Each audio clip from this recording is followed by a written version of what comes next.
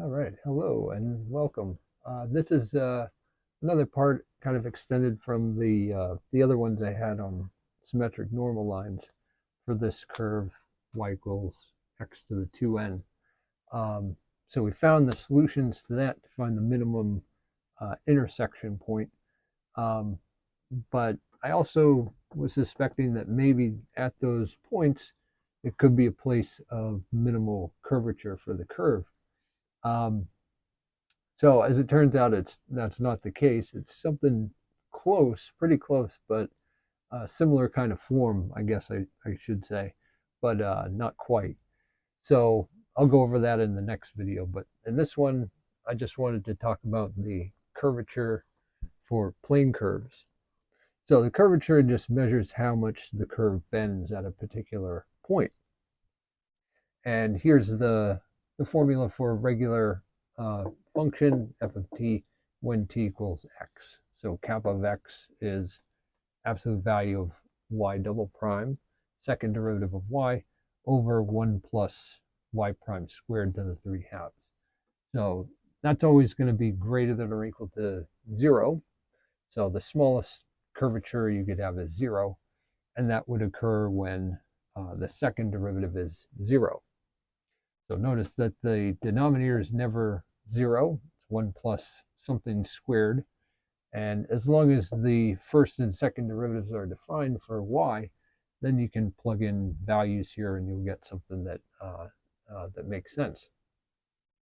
Okay, so to look for places where the curvature is a max or a min, certainly the minimum value would be 0. That's the smallest it could possibly be for any particular curve. But does it actually reach that? So some curves might, some might not. Um, so, and the case that if it is 0, then the only way that can be 0 is if the second derivative is 0, which may be at an inflection point. Um, in many cases it will be, but in some cases it won't. So like y equals x to the fourth, for example, that's a curve that flattens out at the origin, but it's not an inflection point. So that may happen. Um, so where's it a max or a min? So just some pictures just to illustrate what so curvature identically 0 is just a line. So that's kind of the idea. Positive curvature, it could either curve up or curve down. The larger the curvature, the more bending that you would see in the curve. Okay, so now to find the critical points, or to figure out where it's a max or a min, if you end up with a continuous function when you differentiate this, you should get the extreme value theorem will tell you that it will have a max or a min. Okay, so we take the derivative of this, if we can, and here we assume that the second derivative is non-zero. Okay, since we're plugging this into a natural log, that can't be 0. Okay, so in fact, it's got to be positive in order for that to make sense. So we use logarithmic differentiation. So take the log of both sides here. So log of kappa of x, natural log of this side. So since it's a quotient, it's a difference of logs, and then the 3 halves we can bring down like that. So that's just using properties of logs, and then differentiating. We get 1 over kappa of x, kappa prime of x, using the chain rule. And then over here, we got to use a couple of them. This is a composition of 3 functions.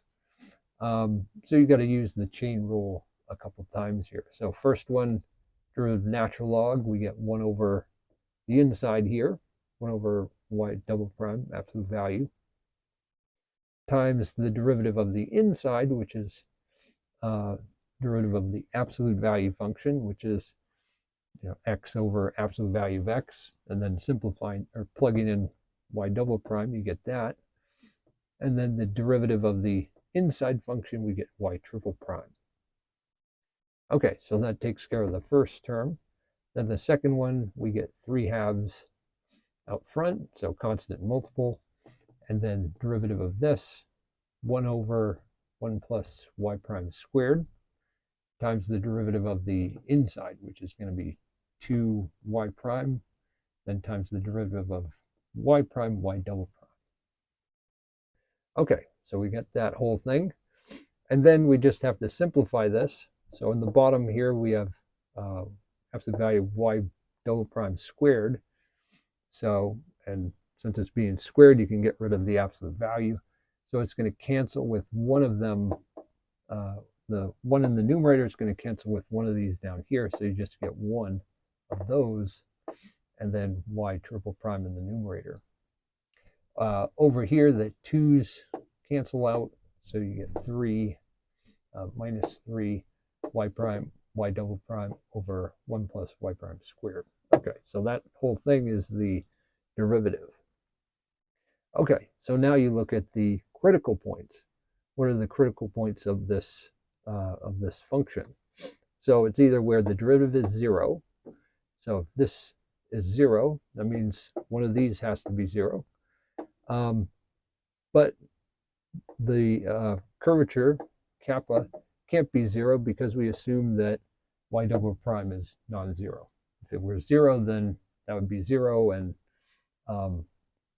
then we couldn't have done any of this stuff. So because we're dividing it by it here. So since this is non-zero, the only way that it can be 0 is if this piece is 0, and the only way that's 0 is if this is true. Okay, so you would, if this is equal to 0, you just have to solve or equate this to 0, and then essentially cross multiply, and you get this result. Okay, so that's really the one that I'm going to focus on for this curve. So that's what I'm going to get into in the next video. And the other case where you can find critical points as well is if it's undefined. So the only way the curvature is undefined is if y prime or y double prime is undefined. Okay, so if it's not twice differentiable, then you would have a problem. Or if it's not, well, you'd actually need 3 times differentiable there. But if it's not, then that would indicate you get another critical point maybe in this area. Okay, so for this curve, it doesn't apply. This one's nice and defined everywhere. So this is where we're going to be looking in the next lesson, in the next video. So anyways, that's a little bit about curvature, and then we'll get into the results, linking this curve and finding the maximal curvature of that. Okay.